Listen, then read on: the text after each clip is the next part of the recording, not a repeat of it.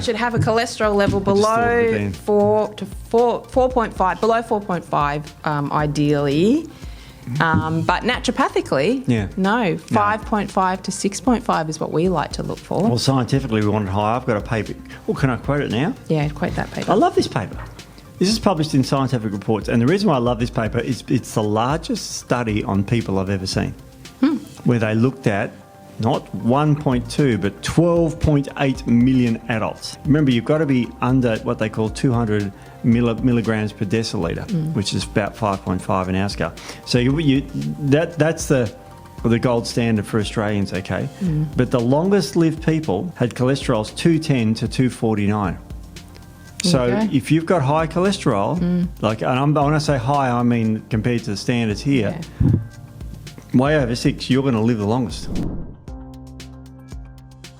Hi everyone, and welcome to the ATP Project. You're with your hosts, me, Nic and Steve-O. With your hosts, me. Me? And I love it. Just me It's and good, you. Me and you. I know this is going to be, it's a real fun one today. Real tough one to get our heads around. We were talking about how long this is going to go for, and because it's so in-depth. Yeah, it's just really fascinating. one topic, cholesterol. One topic, yep, exactly. We could do that in 5 seconds, couldn't we? Well, according to what if we go with history of what the doctors think cholesterol does, it's only 5 minutes flat. Exactly. It's like, cholesterol, it's that bad stuff that no one never needs. But why have we got all these papers in front of us? Like, for those who are listening, we've pretty much covered the table with scientific papers, and all we're talking about is one little topic called cholesterol. Yeah. Let me guess, cholesterol's bad and you've got to reduce it at all costs. Is that it, Nic? That's it. Done. Let's go. Go home. Go home, yep. No.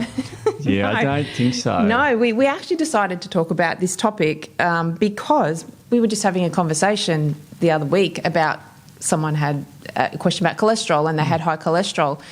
And we sort of went into the reasons around cholesterol and why it doesn't matter if it's so high, things like that, and decided this would be a really cool topic because cholesterol gets a bad name. Shocking. And cholesterol itself is actually good. Yes. It's not the devil that it's made out to be. Weird, that, isn't it? Because do people know what cholesterol is and why? Because I remember going to parties and that sort of thing, and even dinner parties. Everyone knows their cholesterol number. That's right. And I'm not going to speak out of turn. We had a staff member who just left here who knew his cholesterol number. We were just chatting. Mine's 4.7. It's low and it's good and all that sort of stuff. Yeah. So everyone. And he is not trained in natural medicine. That's right. But isn't that interesting? Everyone knows their cholesterol number. Everyone knows their number, and it's all about the number, apparently, which we're going to dispel. And I find that interesting because cholesterol is one of those mysteries where, firstly, if it's bad, and we're going to go into this, of course, in depth, but if it's bad, why has everyone got it? Exactly. That's right. And where do we get it from? Everyone knows probably you get it from eggs or something like that, but it's a bit more than that, isn't it? It is it's a lot more than that. And then there's this confusing thing called good and bad cholesterol. Yes. So some's good, some's bad. Yeah. Now we're going to talk about things like lipoprotein A and apolipoprotein B, and there's 2 items of that, and it's like, what the hell's all that crap? That's what we're going to talk about today, isn't it? That is what we're going to talk about. So I guess we just start at the top. Oh, and if everyone sort of hangs in till the end, they sort of thinking, cholesterol, how boring. Yeah. Don't think that, because it is actually really interesting, and I think everyone will learn a lot. A lot of people will learn a lot from what we've got to say, and they might have a different view of cholesterol when we finish, and we're also going to give some solutions and things for people who may have issues with cardiovascular disease and propensity towards those types of conditions, vascular issues, that we can give some good evidence-based treatments around that as well. So you got to stick around to the end to hear all that. Amazing. We'll start from the basics, then we'll go from the cholesterol is what we call a lipoprotein. Yes. Now, it's got fat and protein in it. The reason for that is because if you've ever done what I do, which is change my oil in the driveway and spill it naturally on the driveway, and I get the hose out to wash it off. So I'm undoing the oil in my car, and I take the sump plug off, and naturally it drips everywhere. And I can't hose it off because the oil and water don't mix. Yeah. So what the body does is it emulsifies, which is mixes, the fats by adding a protein in there, and that means it can be transferred through the body.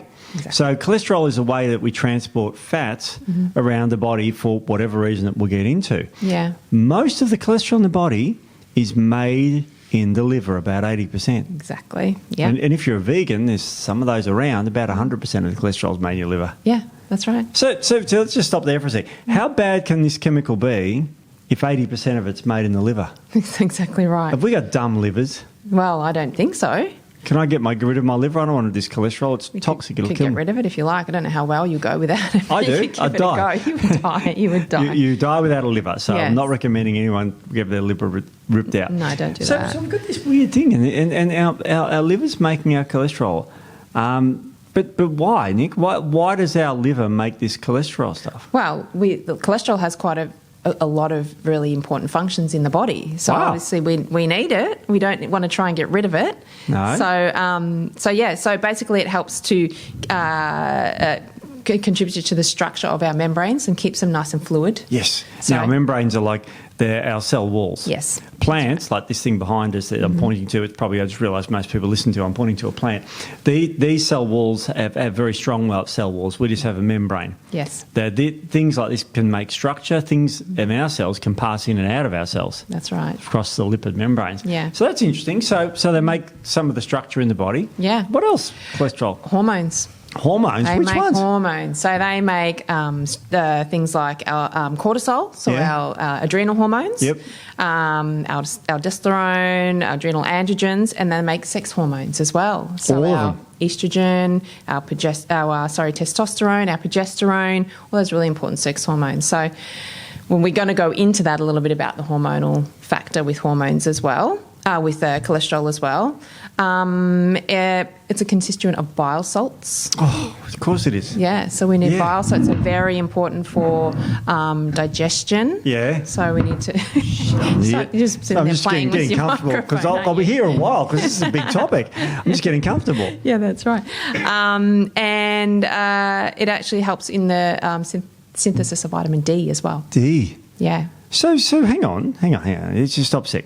So this cholesterol stuff that we all hate and we're trying to get rid of, and the lower the better, and you can't have too low and terrible. It makes sex hormones, bile stuff, Yep. structure stuff, vitamin stuff in the body. So why are we all trying to get rid of this stuff? That's right. Why It's are we? weird. And our liver makes it. That's right.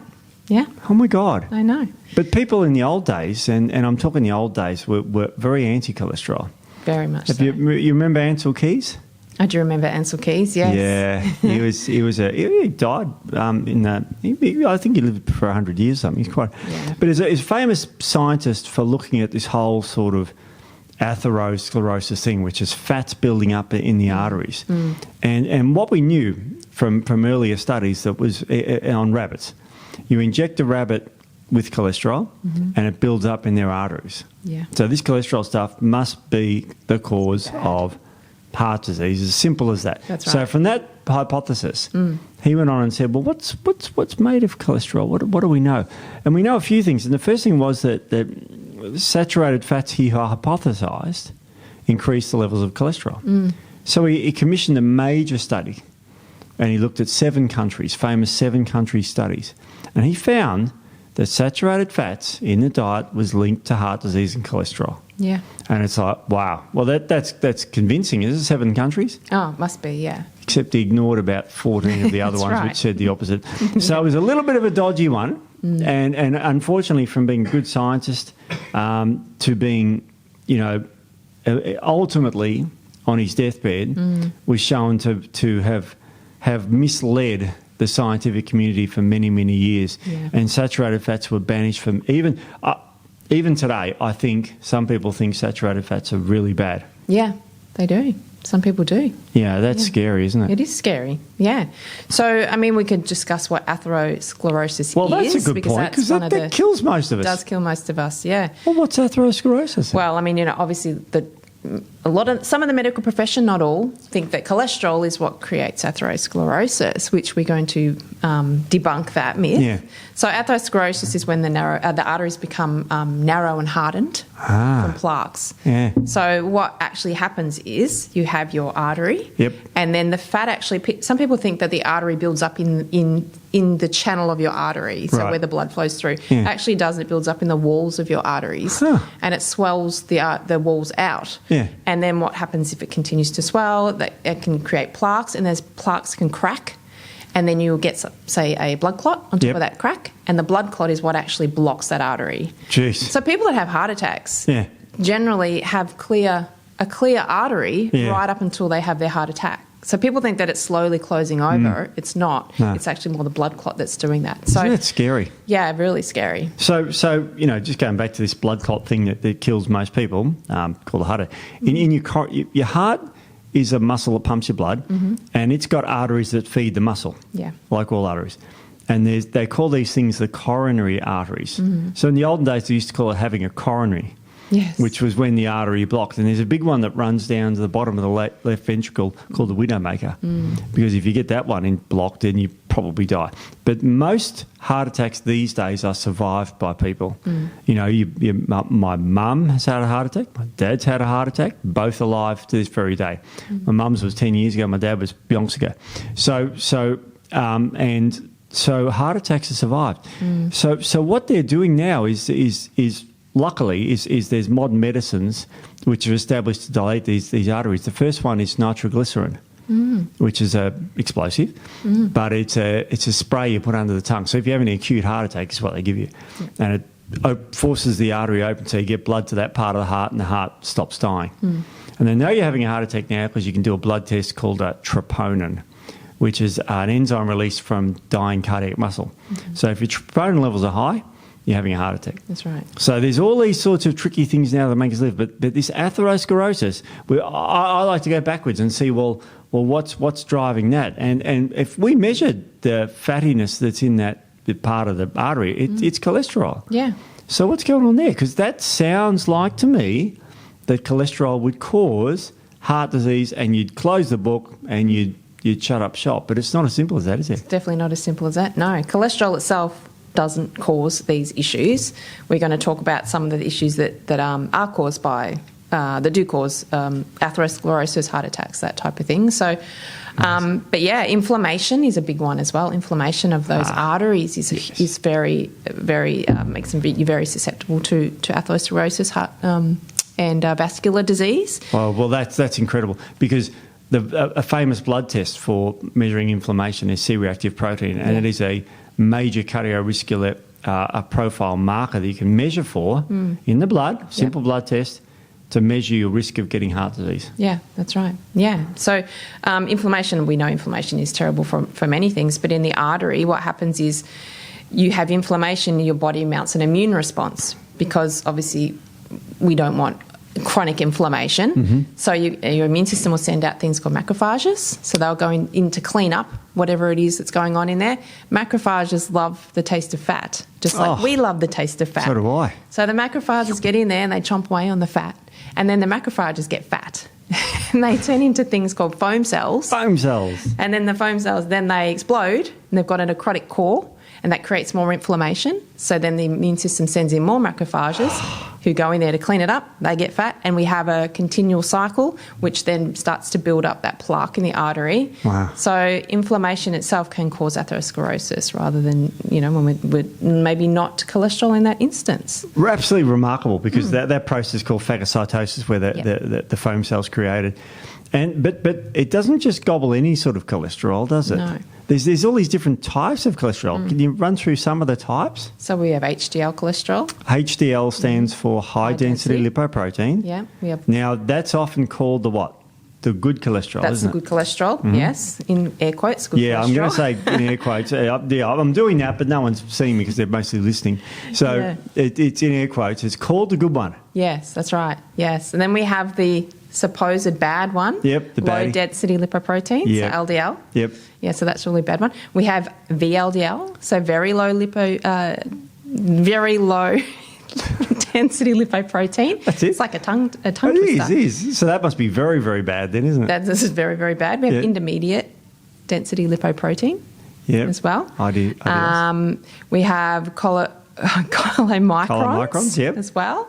So we could talk about particle sizes as we go along as well. So now, size matters. Size does matter. In this instance, size definitely matters. You like the bigger ones, don't you? I like the bigger ones, yes. I like the bigger size LDL and the bigger size HDL. Yes. Yes, proteins. We want bigger, not smaller. Smaller are more dangerous. They are. So it's not just a matter of HDL and LDL. And then there's other weird things called lipoprotein A and Yeah. Apolipoprotein Bs. And what lipoprotein A, is that a goodie or a baddie? That's a baddie. It's a real baddie. It's a isn't it? real baddie. You don't want to have high levels of that in your body. So, so we can talk about the main causes of heart attacks and vascular disease are actually lipoprotein A. Yep. And insulin resistance. Whoa. Did I mention cholesterol in that? No, you didn't mention I didn't. it. Where's that? Like, where was cholesterol in the paper? It wasn't in the papers. 70% of heart attacks are due to insulin resistance. Whoa. And the other 20% related to lipoprotein A. So that's a fairly big number. It's 90% if my maths is correct. That's right. And the other 10%, genetic factors. Yeah. Isn't that amazing? Okay, now let's break this down. You mentioned lipoprotein A. I've got a paper here on lipoprotein A, and it definitely does cause atherosclerosis. It's really bad. Now, can you test for it? You can test for it. Yeah, it's not a standard test. No. And as you were saying before we started filming, a lot of doctors don't even know what it is. Well, mine didn't 10 years ago when I asked for... My wife, Rebecca, we tested her lipoprotein A because she just had a high LDL cholesterol. Now, a sub-fraction of that is the really bad lipoprotein A. Yeah. Now, to make sure that it wasn't just LDL, which is not necessarily bad. No. Even though it's called the bad cholesterol. I measured lipoprotein A. It was elevated, but not significantly, so it wasn't a huge problem. Yeah.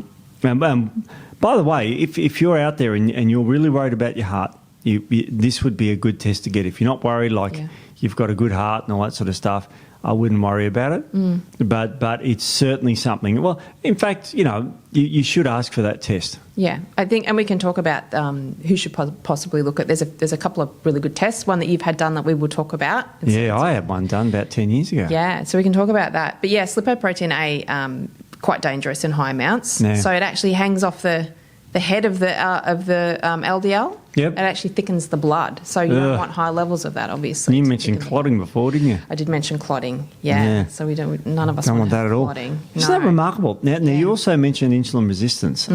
Firstly, what is insulin resistance? We should explain that. Well, insulin resistance is when your body is essentially what it says, it becomes resistant to insulin. Okay, so you can be producing great amounts of insulin, your body won't uptake it. Therefore, you keep producing more, and then you have your body, it won't go into the cell, so your cell becomes resistant. So then your body thinks that you have, low insulin, so you're pumping out more, and then obviously we start to have metabolic issues. Well, metabolic issues are the precursor to insulin resistance, and that's 70% of heart attacks are due to insulin resistance, which is becoming one of the leading causes of death now, insulin resistance. It's horrendous. Now, about 1 million Australians have insulin resistance. Yeah. So this is pretty common. Very common. And even, I reckon, more than that. No, actually, 1 million have diabetes. So millions would have insulin resistance. So insulin's not working. And insulin's job is to sort of get stuff into the cells. That's right. And if you're resistant to it, you can't get stuff in the cells. So it builds up outside the cells. Yep. And one of those things is glucose.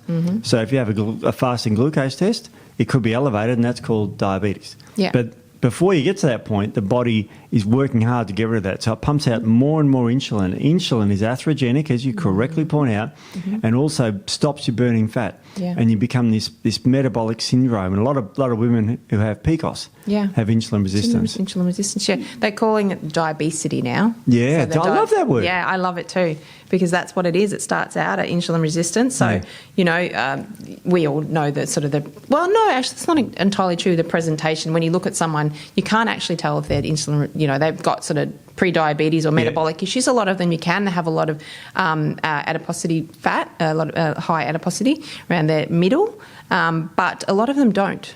So I get quite a few clients in clinic that have insulin issues that on presentation, to look at them, you wouldn't think that they are insulin resistant. Yeah. So getting tested is a very good thing. So getting your blood glucose levels tested, HbA1c, they're really good markers to get tested as well. Hemoglobin A1c for those things. That's a measure of long-term sugar stability. Yeah, you can get your actual insulin, fasting insulin levels checked as well to see what they look like. Blood pressure is another one. Yeah. So, and funnily enough, I've got it here somewhere. I can't remember. I can't find it because we've got so many papers. Oh, it's nuts. But hypertension is one of the leading causes of... That's high blood pressure? Yeah. So it's when your blood pressure is diastolic over 140, systolic over 90. So 140 over 90. You might have heard the 120 over 80 is good. That's fine. Yeah. Well, I think they've amended it now to 170 over 10. Over 10. That's good, because I used to have low blood pressure for all my life, and now it's normal. Yeah, 110 over 70, sorry. Well, not 170. It's funny you mention that, because cholesterol, the number for that, it's 5.5, but if you've got a risk factor, which 90% of people do, it should be below 4. That's what we didn't say that at the start. I know. One should have a cholesterol level below 4 to 4.5, below 4.5 ideally. But naturopathically, no, 5.5 to 6.5 is what we like to look for. Well, scientifically, we want it higher. I've got a paper. Well, can I quote it now? Yeah, quote that paper. I love this paper. This is published in Scientific Reports, and the reason why I love this paper is it's the largest study on people I've ever seen, where they looked at not 1.2 but 12.8 million adults. So just a small study then? Yeah, just a small study. So, yeah. But what I love about it is the title, Total Cholesterol and All-Cause Mortality by Sex and Age. So whatever you are, it covers it. So is total cholesterol related to you dying? Which I think is important. Yes. You can talk about all the minutiae of diseases and all this sort of stuff, but is it related to you dying? And to cut a long story short, remember, you've got to be under what they call 200 milligrams per decilitre, which is about 5.5 in our scale. So that's the gold standard for Australians, okay? But the longest lived people, the lowest mortality, or the longest lived people, had cholesterols 210 to 249. So if you've got high cholesterol, and when I say high, I mean compared to the standards here, way over 6, you're going to live the longest. Yeah, that's right. Isn't that remarkable? It is remarkable. Like, we can crap on about this, that, the high LDLs, but if your total cholesterol level is about 6, that's when you're going to live the longest. Six to 7. So, and it's what they call a U-shaped relationship. And you can see the graphs here. I'm going to hold them up for the camera, but if you can imagine the shape of a U, that's the one I'm pointing to here is total cholesterol, all participants. You see it's a U-shape. And right at the very bottom of the U is 240 millilitres, or about 6.5 cholesterol. That's where you want to be to live the longest. Yep. Now, so if you've got too low a cholesterol, you can see there that your death rate skyrockets. Yeah. And too high, it goes up, but I wouldn't say it skyrockets. No, definitely nowhere near. So, and it's pretty similar for males and females, but as you can see, that finger there, that's male and female. You can see that the relationship is pretty even. It's pretty even. Yeah, it is. So you certainly don't want too low. You know what I mean? And so you don't want it too high. But and I'm talking like, if yours is 6, then you'll probably live the longest. Yeah, and we should probably mention that we need to look at the breakdown. So we're talking about total cholesterol. That's total cholesterol. That's total cholesterol, but we also look at the breakdown. So standard is HDL, LDL, triglycerides. Yes. That's just standard, what you'd get if you walked into a GP. We haven't mentioned triglycerides. We haven't mentioned triglycerides at all, no. So triglycerides are, they're the bad ones. You don't want those to go up. No. Yeah. And you know what drives them up? Sugar, carbohydrates. Yes, exactly. Yeah. Isn't that amazing? Yeah. Because that's counterintuitive, because triglycerides are a fat. Yep. And the way to get more fat in your blood is to eat carbohydrates. Yeah. Isn't that weird? Yeah. And that's the missing link between the Ansel Keys 57 study of the 7 countries, where he didn't make that link between carbohydrates and increasing triglycerides, because triglycerides are made in the liver. The way to stimulate the liver to make fats in the blood is to give it carbohydrates. That's right. Isn't that remarkable? Yeah. So when we go back to insulin resistance, a lot of people that are insulin resistant have high carbohydrate, high sugar diets, refined carbs, processed foods. So it's the carbohydrates that's the ones you've got to look at. So if a client comes into my office, I always get bloods done, and generally they've just got their standard lipid profile. And to be honest, a lot of times I just have total cholesterol on there. Really? Yeah, they don't even have the breakdown. So I always look at the breakdown. So they'll come and sit in front of me or sit on the other side of the screen because my clinic's virtual. And so my doctor wants to put me on statins. I'm really worried my cholesterol's going up. And I said, well, let's have a look at it. I said, I know it's high, it's 6 point something. Oh. And I said, okay, that's your total cholesterol. And then let's look at the breakdown. So the I haven't. I had breakfast this morning. HDL. I bought an apple in for you too. Did you? Oh, thank you. It's good for your cholesterol. That is good for the cholesterol. You're right. HDL is on the higher side. Yeah. And then triglycerides are very low. Right. So to me, that actually is looking more like a healthy profile. Yeah. But obviously, we look at family history as well. So we have to talk about that. So when we're talking about family history, we're not talking about a father or a grandfather that had heart disease or heart attack in their 80s. It's more if you have immediate family that have had a heart attack or a vascular incident by the time they're 65. So that's more your family history. So in that instance, you'd be looking at further testing. If you do have high LDL, high according to the medical profession. So, but overall, if you don't have any of that family history, you live a healthy lifestyle, your other biomarkers are quite good, then I say to them, you do not need to worry about your cholesterol. It's actually very healthy. So that's something, when they walk into the doctor's office, that a lot of doctors don't look at that breakdown. We're going to talk a lot about statins a bit later. Well, not a lot, but a bit about them. But we've got to remember the LDL cholesterol, the bad one, is the one that's made in the liver. Yeah. And what it does is it transports fat and drops the fat off out into the tissues that make the vitamin Ds, your biles, your hormones. And by dumping off the fat, it turns into a high-density lipoprotein and comes back and cleans up things. So the HDL is good. So, but your liver makes this LDL, so that's a target for the statin drugs. Yeah. Because there's an enzyme in there called, you're writing this down, people at home, 3-hydroxy-3-methyl glucocoenzyme reductase, and that's the enzyme that makes cholesterol in the liver. Yeah. So you stop that with statins or reduce that with statins. And then there's this new type of monoclonal antibodies for LDL cholesterol. Yeah. PSK, so anyway, I won't go into those. But they're a new type of drug that even drops them even further. But the mystery is that if insulin resistance is driving all of this up, which are high sugars causing the high triglycerides and all that sort of stuff. I mean, I don't want to be Captain Obvious here, but wouldn't it be the first step is to stop snacking on lollies after dinner or ice cream or stop the white bread and the white flour for breakfast and all this sort of stuff? There's terrible cereals that everybody eats in Australia. We're terrible at that. You would think so. And what else do those refined carbohydrates do is they reduce your HDL particle size. Yeah, they do. So they make them smaller. So as we were saying before, small's bad. Yep. Large is good. We've established that. Yeah. So therefore, that's where you're driving more of that atherosclerosis with the sugars, and then reducing your particle size is making it more dangerous. Wow. So so reduce the refined carbohydrates. First stop, obviously looking at all the other lifestyle factors. But that would be the first thing you would imagine that you would do rather than running for a statin. Look, you and I are health nuts in the world of reality, but the average, Joe Sixpack out there would not be unusual to have Weet-Bix for breakfast, then maybe have a soft drink or a muffin for morning tea, one or the other or both. And I'm thinking, and then have a ham, cheese, tomato sandwich for lunch. Yeah. I used to eat them. Yep. I'm usually white bread, but even if it's brown, it's still got the refined carbohydrates. Yeah. And then for dinner, have the good old spuds, potatoes and rice and pasta and noodles. So they're having this flour stuff all day. Yeah.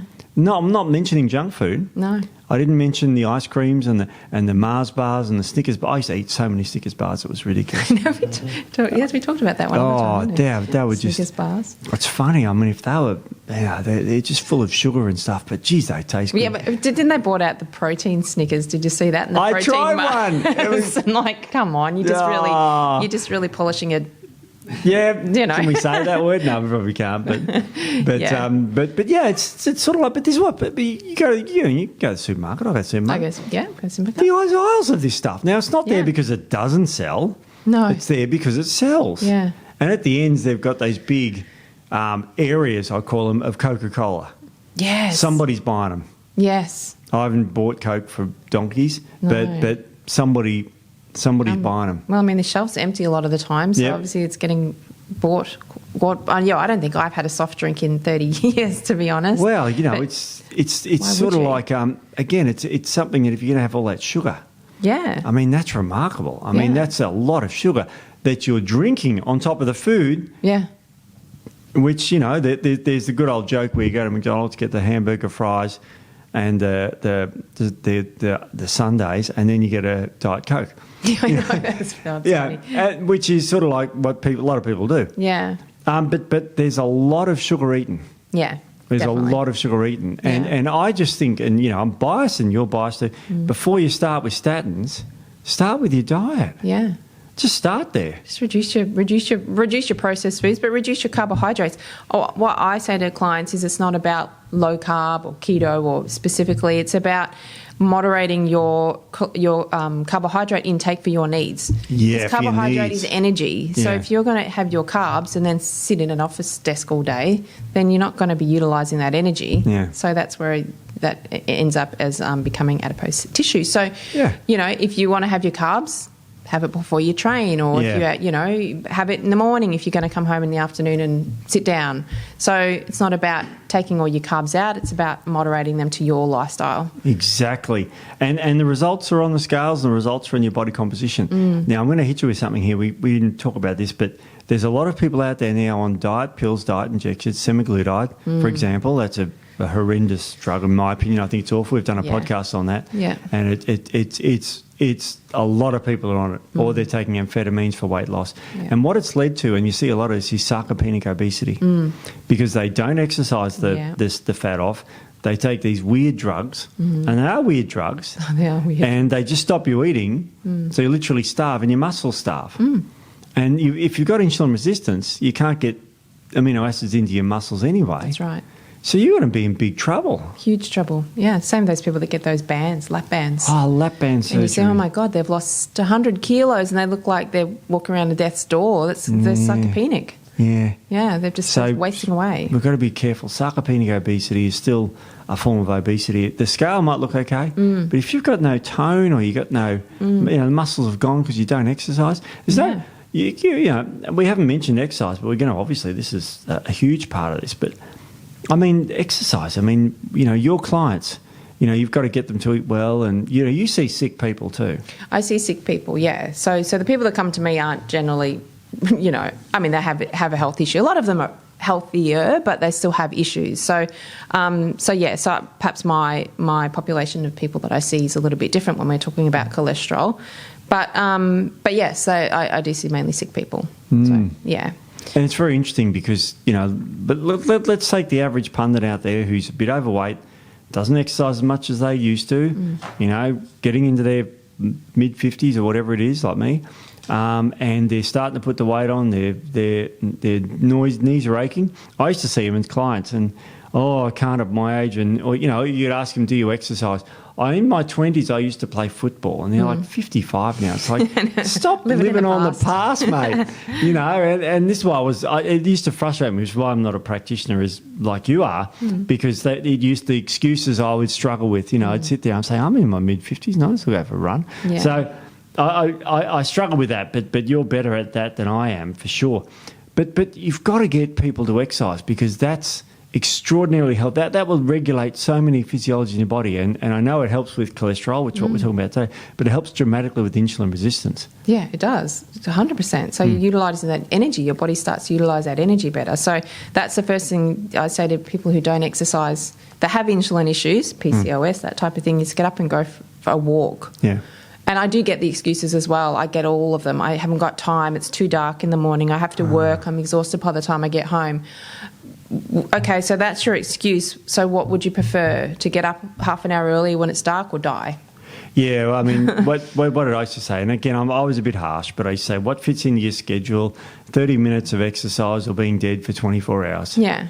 It really... But I think you have to be harsh. I mean, and I'm going to get emails about that. Oh, look, we might get some hate mail. I don't know. But I feel like, I see a lot of people, I see a lot of sick people, and a lot of people are in my office because they have made choices that probably aren't the best for their health, and they're still making those choices, yet they're asking for help. So would I be irresponsible to turn around and say, okay, well, you do what works best for you. If you feel like you can't do that exercise, then let's work around that. Yeah. I'm not going to do that, because it's not going to help them. No. So sometimes you need a little bit of tough love, to get you going. Well, naturopaths are ethical people. They're going to try and give you the best result. Yeah. Not the easiest, the best. No. And if you choose not to take the best advice, then your health's going to suffer. Yeah. Well, they're coming to see a practitioner to help them. Yeah. So they need to either take the help on board or don't take the help on board, but then just don't ask for the help. It sounds really harsh, but it comes from a place of wanting to help, you know. So you can't help somebody that doesn't want to help themselves. Oh, yeah. So, but something as simple as I even say to clients, start off with a 20-minute walk. Yeah. Get up 20 minutes earlier and go for a walk. Yeah. That's all you have to do. Excuses, though. Like, I'm going to say them to you because I've heard them. But it's like, the first thing is time. Yeah. I haven't got time to exercise in the morning because I start work at 7. Now, my wife starts work at 7 and she goes to the gym for about an hour. I mean, I'm not asking people to go for an hour. No. But it's like there is a thing called time and you can manage it. Yeah. You can just set this is my phone. This is an alarm clock too, if I want it to be. You know, I can just go, that's what I'm waking up. Yeah. And it tells me when to wake up. Yeah. It's easy. Most people have a phone. That's right. I don't. And then you just get up a little bit earlier, you go and you smash it out. Simple as that. Yeah. Yeah. 20 minutes. It's not too much to ask. No. Okay, another excuse is, it's dark. You mentioned it before. So what then, you know? How would you get people to exercise then? Well, I generally say then, could you get an exercise bike? Yeah. You can get exercise bikes cheap. You can even hire them. So get an exercise bike or a treadmill. Hire a treadmill for a month or 2 months until the seasons change and it becomes lighter outside. Oh, in Queensland, I go for runs at 5 in the morning. It's burning daylight in summer. Yeah. Even this time of year, we're in spring now. We're probably about the 7th of September. I don't know. Something like that. It's something like that. And even now, it's just post-winter. And you know, when I chuff off on my run, it's enough to see. But, you know... Okay, but there's also a thing called YouTube. Sorry to cut you off, Steve. How many workouts are there on YouTube? So I actually send links to clients sometimes with YouTube videos for exercise. So you can roll out of bed, walk into the lounge room and do a 20-minute workout, anything. You can do something really mild. You can do some stretching. You can do anything from beginner. There's a staff member in this building that has a wife that does that or a girlfriend that does that. There is too. There is yes. too. We won't make any... That's true. And so it works. Yeah, it does. It gets you moving. See, YouTube's, I just look it up for funny cat videos. Yeah, well, I know you do. No. Yeah, but believe it or not, on YouTube there is workout videos galore. So that's a good way to get started. If you have insulin resistance, just get up and start moving. One of my sayings was the most dangerous exercise is the one you don't do. That's right. So people go, okay, so let's say, have you ever heard people try to call themselves other species to get out of exercise? The owl, Steve. You're an owl. You're a night owl.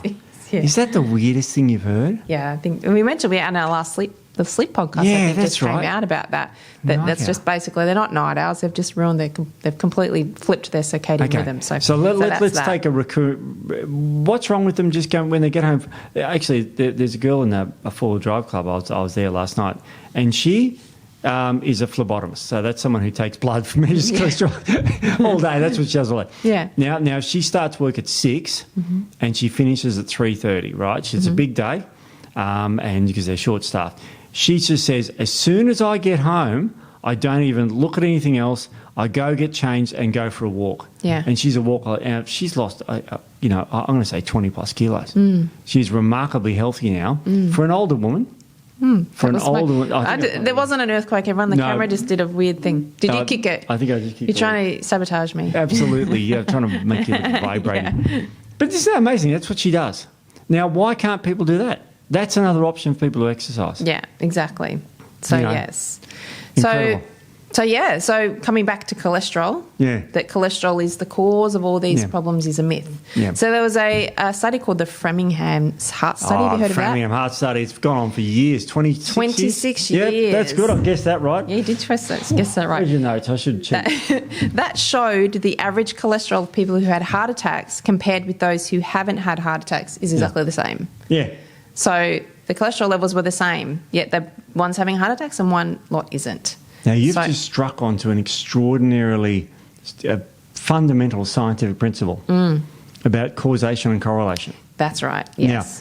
Now, there's causation and correlation in science. Now, causation doesn't mean correlation. So if it correlates them, but in this case, you can't have causation without correlation. That's right. So there's no correlation for the heart to the cholesterol, therefore there can't be a causation. Yeah. That's a principle of science. That's right, exactly. So they're the same. Yeah, that's right. So isn't that remarkable? That is a massive study. And I just think that is, and it's been going on for years. Yeah. In a town called, what was the town called? Framingham. That's right. So it's a major study, but they're looking at this longitudinally. So it's gone on for decades, that thing. Yeah. But that's remarkable. Yeah. So there's no correlation. There's no correlation. I'll give you another population that I see quite a lot. What is it? People that come in to see me, quite athletic, quite lean. Yep. High LDL. LDL, that's the bad one. Yep. High LDL. High HDL and lower triglycerides. They have a name. They are called, because they might walk into the doctor and the doctor goes, oh, your LDL is too high, statin it is for you. Yeah. So without even looking any further, these people are called, I'm going to also mention that I did a lot of my research from Dr. Ross Walker, who's an amazing Australian cardiologist. Amazing. Preventative medicine, top of the tree. So I've taken some of the research from his teachings just to credit him. Yeah, good. Lean mass responders, these people are. Lean mass responders. Yeah. So basically, because they're leaner, the lipoproteins might need to be transported to take a greater amount of energy for fat. Yeah. So that results in high LDL levels, but they do not have issues with their arteries. It's not dangerous at all. So they walk into a doctor's and they say, well, your LDL is high, you need a statin, when actually they're actually extremely healthy. Yeah. So, and the LDL is higher because they're taking more of that fat for energy. Wow. So, someone that's walking around going, oh my God, I've been told, I thought I was really healthy, I'm quite athletic, I'm quite lean, but my LDL is quite high. What am I doing wrong? Yeah. Most of the time, not doing anything wrong. Here's the scary thing about statins, and we mentioned it. Statins are drugs that are very commonly prescribed. I think they're the most commonly prescribed drug in Australia. They were a couple of years ago, I haven't checked recently. But everybody's on them. And they inhibit that enzyme that makes cholesterol, but they have horrendous side effects, and one of them is muscle pain. Yeah. So imagine if you're on them and then you're trying to tell these people to exercise and they've got horrendous muscle pain. Exactly. Yeah. I mean, it just stops you exercising. Yeah, fatigue, and we'll talk about the reasons why that is as well. Fatigue, that can cause fatigue. And then the original, like Lipitor, we're talking about Lipitor is one of the biggest statins, fat-soluble statins. I think that's Simvastatin, that one, I think, if I remember. Yeah, so the fat-soluble statins are a lot more dangerous than there's water-soluble ones now. Yeah. So the fat-soluble ones get into the brain. But long-term, 10 plus years on statins increase risk of cancers, that type of thing. And we've got a chart we can show later of the what can happen if you're on a statin for a long period of time. I've got a when you don't study. need it. Let's premise when you don't need it. If you're on a statin, of course, don't go off them without your doctor telling you. And we're not downing statins. Statins are definitely can be a really important tool for people that need them. And there are a population that need them. So we're definitely not downing them. All we're saying is that there is a vast amount of population that are on them that actually don't need to be on them, and it's causing more problems than not being on them at all. It's very scary, you're right. Absolutely. There was a study published, and this is a very recent one, this is this year, 2023, and it's published in the American Journal of Gastroenterology, and it's on statins, which you think, what's gastroenterology? That's bowel stuff. What's that got to do with statin stuff? And the study was interesting. Basically, they looked at a study to see whether statins can prevent colorectal cancer, CRC. Okay? And I'm just going to read the conclusion. This study does not support the benefit of statin use in CRC, chemoprevention, or any association between total cholesterol or cardiovascular risk. On the contrary, long-term statin use, and that's long-term, may be associated with increased colon cancer risk driven by proximal colon cancer. Proximal is closer to the so that's a bad one. Yeah. Distal is towards the rectum where it can be excised. So this is scary. This is absolutely scary. Yeah. Now, how long do you have to be on these things for it to? Thing is 1 to 5 years. Yeah. Now, the longer it gets worse, 6 to 10 years increase it by 45%, and for 11 to 15 years, which a lot of people are on, is over 200%. Now, 200% is quite Risky. So after 1 year, your rate of colon cancers increase on statins. Now, colon cancer is one of the more common cancers. So it's not like a rare cancer where you might get from numbers 2 to 3. Yeah. This is from 2 million to 3 million. So it's a huge massive, lump isn't it? of increase. Yeah, So I it's think that's a crazy. little bit scary. Now, again, people are going to say, what are you talking about this? Well, it's called, the title is called Long-Term Statin Use, Total Cholesterol Level and Risk of Colorectal Cancer, a Prospective Cohort Study. Again, that's published 2023 and published in the American Journal of Gastroenterology. So really interesting stuff. Yeah. Really interesting stuff. There you go. Well, there's one. I think we talked about this before. British Medical Journal published a study titled "Lack of an Association or an Inverse Association Between Low-Density Lipoprotein Cholesterol and Mortality in the Elderly." Whoa. You'll get this. You'll make this. Yep. This will make you laugh. What was considered the elderly, Steve? 60 plus. I'm almost elderly then. Almost elderly. So it was a systemic review, and that's sort of what we were saying before. If you're over 60, have had high LDL and have had no treatment for it, and have not had heart disease in the past, the longer you live, the less cancer you have, the less gastrointestinal diseases you have, less infectious diseases you have. If you have had high LDL your whole life with no incidents. Right. So there you go. So it seems to be protective. The bad cholesterol, and I'm using inverted commas for the people at home, the bad cholesterol protects you against cancer and heart disease. Yeah. The higher it is. Yeah. Wow. Here's another really interesting thing. That was interesting already, but I want another one. So the covering of the cell membrane, as we said, the cholesterol helps with the cell membrane, is 75% fat. Yeah. So a lot of the most unhealthy people are malnourished people because they don't have as much of that fat to protect that membrane. They get more toxins that pass through. So those people say a lot of communities in Africa and things like that have a lot of malnourishment. They are actually more unwell than people who have a little bit more weight on them because they don't have that protection from that fatty membrane. Right. So if you've got people, say, coming in that are on low-fat diets and they're exercising, and I see a lot of them, very, very, very thin, underweight, under-eating, not eating fats, things like that, they're actually doing themselves a lot of damage because they're losing that fat protection for that membrane. That fatty membrane. Of course. Yeah, so that's the malnourishment is not good in regards to your vascular health. Yeah, absolutely. Yeah, which is something people don't think of. And that's remarkable. So just to recap here, we've got this good and bad cholesterol and total cholesterol. We know that total cholesterol should be about 6 or higher for longevity, all-cause mortality. That's what you want to avoid dying, right? Yeah. So that's good. Now we're saying that the bad cholesterol is protective against heart disease, according to the British Medical Journal, if it's elevated, and in their terms. So we may have had this whole thing wrong because, this cholesterol stuff that our body naturally makes. And even the bad cholesterol seems to be protective of certain things. And again, that was work done by Dr. Ross Walker. Yeah, it was. I mean, he's a cardiologist. Oh, he's amazing. And he's quoting a British medical journal, which is a prestigious journal. Yeah. The evidence doesn't get better than that. No, it doesn't. No. I find that absolutely remarkable. Yeah. I mean, you got to remember there's different levels of evidence. Now, I'm going to hit you some other issues with cholesterol. Okay?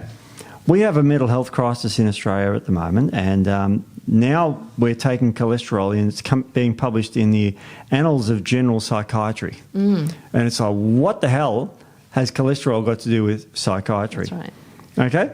Yeah. And what they found was that people with lower levels of cholesterol levels have a higher risk of suicide. Yeah. Isn't that remarkable? It is remarkable. That is remarkable. Now, it's an association, and there's also association with low plasma cholesterol levels and suicidal behaviour in patients with major depression. So other markers. So this is an incredible study. It's published in 2017, so a few years ago now. But I find that remarkable that low level of cholesterol, and a lot of people have under cholesterolization in their body. Yeah. It causes mental health issues. Yeah. I mean, that's scary. Yeah. I mean, I see that in clinic. I see quite a few clients that come to me that have low cholesterol, and a lot of them do have mental health issues. Yeah. Very common. Yeah. See, that's understated because let's say someone's got a mental health and they're just depressed. They're just chronically depressed. There's people I know in my life that are chronically depressed. There's one person I know who's chronically depressed, don't know what's causing it. There's nothing wrong with his life in this case. Nothing wrong with going on, but just chronically depressed. Yeah. They could have low cholesterol. Yeah. Yeah. And that could be the cause. Yeah. May not be. It could be something totally different. Could be something. But it's worth looking at. It's a simple blood test. Yeah. It's probably the most common blood test done by humans in the Western world. Yeah, exactly. Now, isn't that remarkable? That could be the case. Yeah, definitely. I wonder if psychiatrists screen for cholesterol in their depressed patients. I'm going to say possibly no. Yeah. Yeah, there might be some amazing forward-thinking ones out there that do, but I would say the majority no. Yeah, I mean, it's worth a test, isn't it? Yeah, it's simple just to find out what's going on. It's definitely worth a test. Because there's some bloody expensive treatments for depression these days. Oh, yeah, there is, isn't there? And then it's funny, as I was looking through all of this stuff, I was thinking, because I see a lot of postmenopausal women as well, and they all come to me and the first thing they say is, oh my God, my cholesterol is shot straight up since I've gone through menopause. And I look at the studies and they say it's because of the estrogen is gone and the estrogen keeps your cholesterol down. And obviously the studies are proving that, but would that not translate to every woman that has good estrogen levels would have lower cholesterol? Yeah. So I believe that it's more, we become more insulin resistant. Yep, they postmenopausally. Postmenopausal. Obviously, you lose those hormones. And what did we say at the beginning? That your cholesterol helps to produce those sex hormones. Is your body then trying to make more cholesterol to try and bring up some hormones? Wow. So is that the reason it's shooting up? Because a lot of times I see them and they're not unhealthy, and then their doctors are putting them on statins. Probably 60% of the postmenopausal women I see are on statins. Gee, my father-in-law is a doctor, been 50 years. He's not a fan of statins at all. And he always sort of says, okay, cholesterol, because he's seen cholesterol levels healthy at 6 and then drop back to 5.5, and then they went to 4 for people at high risk. And he's going, hang on a second, now everybody's got high cholesterol. Yeah. And, you know, I don't want to sound conspiratorial, but if that was the case and you were trying to sell a cholesterol drug, that would be a way to do it. And I know that's conspiracy theories and that, but he firmly thinks that there's something wrong with that. Yeah. Because it was healthy once and now it's not. Yeah. And cholesterol, there's been a lot of myths around it. There's been a lot of problems with it, but most of it's made in your liver. That's right. So it can't be that bad. No. But I want to hit you with another one here. Yeah. And we talked about evidence levels before, and the highest level of evidence in this hierarchical thing, you can Google this little triangle thing at the very top, is systemic reviews and meta-analysis. I've got a systemic review of meta-analysis here of cholesterol and the risk of hemorrhagic stroke, which is bleeding into your brain. Yeah. Pretty bad sort of stroke. Pretty bad. Yeah, pretty bad one. And here's the bottom line from all of it. This was published in a journal called Stroke. Okay, just so you know. It's called Stroke. That's what it's called. It says total cholesterol levels were inversely associated with risk of hemorrhagic stroke. Now, inversely means as one goes up, the other goes down, like a seesaw. Yes. Okay, so as your cholesterol level goes up, the risk of hemorrhagic stroke goes down. Yeah, look at that. Isn't that remarkable? It is remarkable. Now, of course, people that they looked at was over 1 million because it's a meta-analysis. It's all the studies on it. Isn't that remarkable? It's remarkable. You want to protect against stroke, make sure your cholesterol's in a healthy range. And what's a healthy range? It's not 4. It's above 6. Yeah, above 6. It's interesting, actually, because I have had a very forward-thinking doctor back when we talked about my past competing and all that sort of stuff and getting underweight and that sort of thing. And my cholesterol was quite high. And I also believe for the hormonal factor and inflammation, all that sort of stuff. The doctor that I went to get blood tests, this was a long, long, long before I was ever thinking about becoming a naturopath, 30 years ago probably. He said, don't worry about your cholesterol, it's probably your genetics. How forward-thinking is that? Because if we look at everything in our body, if everyone had to have the same cholesterol level to be healthy, then wouldn't that mean that our genetic makeup, our biochemistry was exactly the same across the board? Yeah. So we're not. We're all different. We all sit a little bit differently. My family our cholesterol LDL sits a little bit higher. Our whole family does. And, my oldest brother, the doctor said, getting close to needing a statin. And I'm like, no, that's how we sit. And when I talk to clients, I look at patterns as well. So we like to see previous markers for your lipid profile, and I look for anything that's spiking. So if they've had sat high their entire life, obviously I'm not looking back at their entire life, but you look at the pattern, if it's always been a little bit on the higher side, it's never really changed, that's healthy for them. Yeah. So, and the doctors don't look at that. They'll say, oh, it's just too high, but it's been high my whole life and I'm quite healthy.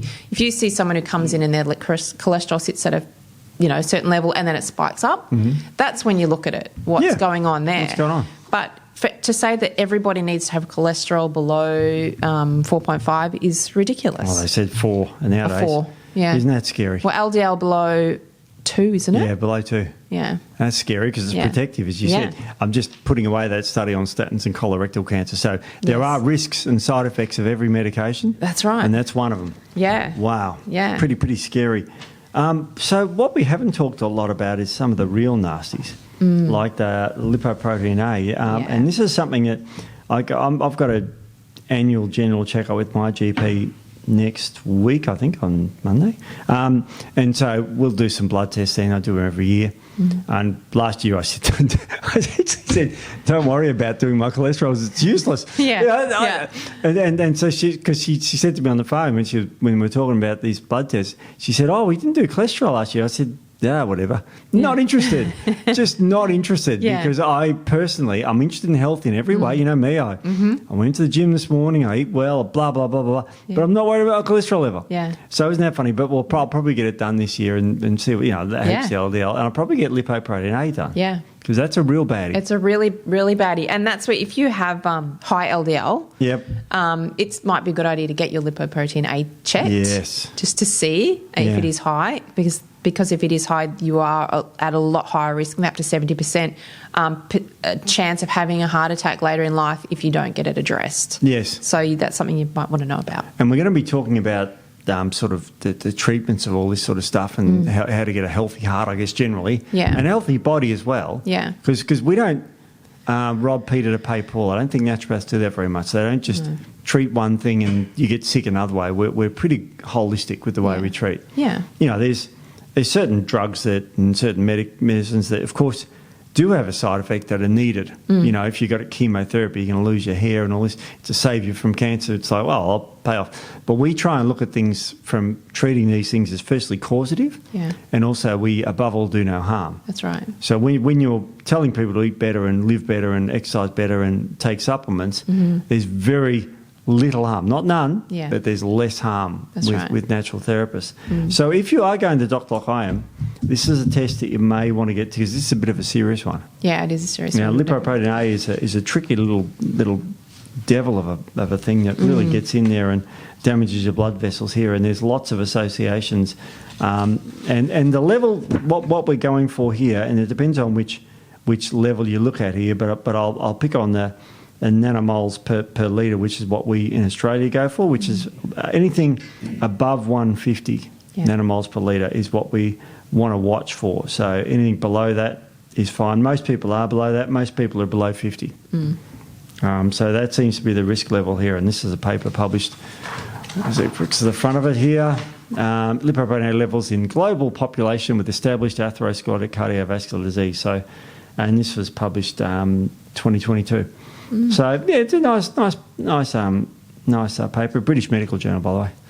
So I love the British. They've got great graphs. They're great. Yeah. I love the graphs. Yeah, I love a good graph. It's good. See like little graphs there. I was showing Nicole. See the little graph there. That's the one where most people, as you see, most people are below 50, but they allow up to 150 nanomoles per litre. So so I mean, you look at family history. Yeah. So if you do have high LDL, high cholesterol, look at the family history. Look at any incidents you've also had. Get your lipoprotein A checked. You can ask your doctor to test for subfractions, so the large particle and the small particle LDL and HDL. And there's one other big test. Now, when you get atherosclerosis, the build-up of crap, around the arteries there, you get calcium's involved. Yeah. And you get calcification of the arteries, or as you say, hardening of the arteries. Yeah. And calcium can be measured. And I had my coronary arteries measured because my mother had a heart attack and my father's had one, and 3 of my 4 grandparents died of heart attacks. Okay, in their 50s. One of them, my dad's dad died in his 50s of heart disease. My mum's dad died in his early 60s of heart disease. And I was very young. I was actually, My father's father died before I was even born. Wow. So big family history. Yeah. So massive family history. And so when my mother had a heart attack, and I went, oh, shit, all right. So I went to a cardiologist, got every test under the sun. Then one of them, the calcium score, 0. No Perfect. artery problems No at all. issues. I was about 47 then, 45, something like that. Yeah. Wow. Had all my super duper lipid things done, like all of them, all brilliant. Yeah. I went back to the cardiologist, said, this is the best results. He said, what do you eat? And I said, I have 4 extra breakfasts. Then he started having a go at me. No, after he's seen that 0 calcium score. Yeah. Great. It's like going up to Usain Bolt and saying, well, how do you train for that? Oh, well, I do this. That's shit. Don't do that. Yeah. I couldn't believe it. Yeah. I was taken aback. Yeah. Oh, that's typical. I didn't even get past breakfast. Yeah, crazy. I said, I don't have any toast. He goes, oh, that's all right. Toast. I said, no, it's not. So you can have the carb, but not the egg. Yeah, that's because eggs, and I don't know, look, he was a younger guy. I don't know, but I don't know if now they still think eggs bad for your heart. Surely not. I don't know. Dietary cholesterol, they have proven that it actually doesn't impact your I know that. cholesterol. You got a negative feedback thing, but it's funny. It's like after all seeing this, I had an echo stress test. Yes. And that's when you run on a treadmill. I had to go to the maximum speed at the maximum tilt to get my heart rate up. That's how fit I was. Yeah. And running. Yeah. So and that was brilliant as well. It's like I had perfect health. But the eggs were just doing you damage, Steve. They just get off the eggs. It's sort of like. There's a saying called, it's called the facts don't care about your feelings. Yeah. And if you feel eggs are bad, yet there's facts showing you that one guy has 4 a day, and it should be bad. Well, if it's bad, it should show up somewhere because I had every freaking test under the sun. Yeah. I mean, all the lipids and everything, they're all great.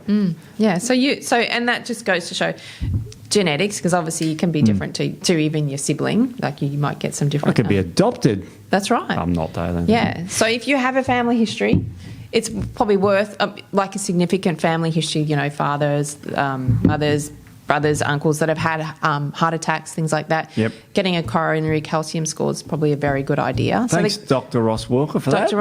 Dr. Ross Walker, I know, amazing. So he recommends, and the mechanism is when you do get that buildup of the fat in the artery. Obviously, your body will send calcium in to sort of strengthen it. Acts like a sort of scaffolding type thing. So obviously, the more fat, the more calcium that is built up. So that's where this comes from. So that looks at the levels. So 0, then we've got a little bit of he's got the table here of what the good levels are. So 0, so that means that low risk, you pretty much have a low risk of having a cardiovascular event within the next 5 years, Steve. Yep, thank you. So 1 to 10. That was over 5 years ago, so I'm in trouble. 5 years, you are. You might need another one. 1 to 10 is minimal. Even 11 to 100 is mild. Yeah. 101 to 400 is moderate, and above 400 is high. So what Dr. Ross Walker recommends is if you have a family history, then get one done. Otherwise, from 50 on for men, and from 60 on from women. The reason being is because you have lower risk of cancer from the radiation. So when you're younger, it's a bit higher. But if you have a family history, I think I'd rather risk that than risk having a heart attack to find out my calcium score. I was a bit worried because my mum was pretty healthy and still is. She's still around today. Spoke to her yesterday. So she's very healthy, and for her to have a heart attack, she's an ex-smoker. Yeah. So, she smoked when she was younger, like everyone did now she's 80. But it's remarkable, isn't it? It was a fascinating test. She just lie there. Yeah. I think it was bog-billed. I can't remember how much it was. I think it's not overly expensive. I think he said it's around about, in Australia, $150 to $200, which is quite affordable when you're looking at, the risk versus because cost cholesterol and all that are only markers of heart disease. So all these things, they're not actually. This actually looks at your heart. This looks at your heart. Yeah. So you could have quite high LDL if you have a 0 calcium score, no family history. Yep. Nothing wrong with you. Yep. Or lipoprotein A, obviously check all those things. Yeah. But otherwise, what we're trying to get at is your LDL level is not a marker of potential heart disease or vascular issues. It's on its own. So there's other factors that need to be looked at. Don't just look at the LDL. If you go to your GP and he says your LDL is high, wants to put you on a statin, no, investigate further because you may not need a statin. And as you said, people who are on statins that don't need them, there's so many adverse effects and potential for more serious conditions down the track the longer you're on it. I know we haven't got onto treatments yet, but I mean, statins can be good for short term. I've got no problem with it for a few weeks to just knock it down. Yeah. And then you get your diet in order. And unfortunately, and I'm going to sound harsh again, but if you're dicking around with your heart and that sort of stuff and you're going, whatever, I'll see what happens. It always amazes me how people, smoke and do everything wrong. But then when they have the heart attack, they'll call the ambulance, they'll have the surgery, they'll have the stents, they'll have all sorts of things. And it's like, why didn't you do something mild, like go for a walk before all this? Yeah. And they can't rewind. So, and you've got to be sympathetic to people like that. But it's like, come on. This is largely a preventable disease. Yeah, it is. And I didn't mention that even an example, which Ross Walker gave, about there was you see it quite often, marathon runners, for instance, super ultra fit, dropping dead in the middle of a marathon from a heart attack. Would never even picture that they would have had a heart attack. Yet you can have someone who can be quite overweight, lives an unhealthy lifestyle, lives to their 90. So genetics plays a huge part in this. It's not your LDL that does it. Yeah. It's your genetics. So it's a good idea to have a look at the family history and get all the testing done if you do have that family history. But there is a saying amongst marathon runners. It's quite a funny one. Not many people drop dead or die during a marathon, but a lot of people wish they did. So that's how you feel. Yeah, I don't know. I think we've talked about marathons before. I don't get it. I don't want to think it. It's just I can't think of anything worse. The thought, the pain, the knees, the feet, and you just feel like you want to die. So that's interesting. So I mean, the good thing is we can get all this stuff tested. Yeah, we can really look after somebody's health by getting a test. Now, lipoprotein A, you might have to pay for. You probably will, but it's worth it to find out for sure. I'll probably pay for mine. Yeah, to get all that done. So we should probably talk about some treatments and some. I think we're getting to the treatment stage. Yeah, absolutely. Yeah, so there's quite a lot. Yeah. We do treatments. We've been talking about all the problems and how bad. But I want to talk just about treatments. I want to talk about sort of heart health. Yes. Yes, we can talk about getting your lipids right, the numbers right. But when, like, a lot of doctors treat numbers, your number's too high, I'm giving you a drug based on that number, and you got to treat the individual. So we want to talk about heart health and how to really help somebody live a heart healthy life. We'll focus on the heart thing and we'll focus on the cholesterol thing. So we'll go back to you in clinic. Yeah. Somebody's come into you, they have measured heart disease. They've done a Ross Wilson scan. I said Ross Wilson. He's a singer, wasn't he? what was he in? What do you mean? What was he in? Let me guess. Was he in like? I'm a break into your cold world. I'm trying to give you hints. I know. Was it Ice House? No. Duran Duran. It was Ivor Davies. Oh, Duran. No. No. Australian band, right? Yeah. Come back again. Oh my God, I can't. Crazy. Oh, the Eagles. No. Sorry. Oh my God, I'm making myself look so smart, aren't I? I don't know. You're kind of close with the Eagles. That's why I'm laughing. The Eagles aren't even Australian, are they? No. They're an American band with Don Henley. I don't know. It's probably before my time, Steve. Was it? No. What if I said you were doing the Eagle Rock? Yeah, I still, see, even Vanessa doesn't know. Well, there's in a few bands. But probably the most... Shirley... No, like, was it the... No, I was going to tell you. I give up. No, what was the one that was Shirley Strong? We're going way off track now. That's Skyhawks. Skyhawks. Is that what... No, it's not you. That's Shirley Strong in Skyhawks. Goodness. No, I give up. I'm going to kick myself, aren't I? All right, you are. But what if I said, come said the boy? I know the songs. Oh, do you? Ice House. I feel like it's Ice House. Not Ice House. It's Ivor Davies. Come, said the boy. Yeah, no. It's on the tip of my tongue. Sounds about something we can't talk about. Just give me a letter. M is and the last word is R. Oh. In this band, for the most popular band you ever seen. We're doing quick Google it, Matt. Google it. You don't need to Google it. I don't know. Mondo Rock. Oh, yeah. No, we never got that. No. No. Really? No, never got it. You don't know Mondo Rock? I know of them, but I couldn't tell you one song they sing. I could now. Come said the boy? Yeah, come said the boy. Anyway, and that is my time, so that's even more embarrassing. That is... Well, no, it's probably more my time. It was 85. I was well and truly alive by then. I was in second last year of high school. Oh, no, it wasn't that. No, I was still in primary school. Well, he also sang Summer of 81, which was brought out in 1981. Oh, that was a interesting. famous song. That's how ironic. Yeah. Oh, there you go. Anyway, I forgot what we were talking about now. We're talking about Ross Wilson's test. So someone Walker. comes to you, Dr. Ross Walker. That's yes. right. Now I'm getting good. So Dr. Ross Walker, you've had the coronary test. He's a scored of 400. Yeah. This guy, he's middle age. He's my age. He's 54. Doesn't exercise much, or he says he used to exercise, as they say. Tries to eat healthy is another little code that when they say, try and eat healthy. You heard that one? Yeah, I heard that a lot. I really try. I try to eat healthy. Yeah. Or another one is I like to eat healthy. Yeah. Okay, so they've had their blood lipids done. Their cholesterol is 7.8. Their LDL is high. HDL is low. Triglycerides are really high, 2.4, let's say. They haven't had lipopropane A or B done. Let's make it simple like that. So they're overweight. They're carrying it all around their gut. This is probably 90% of the male population. Okay, so what sort of, where would you start with the diet and that sort of thing? How would you tackle someone like that?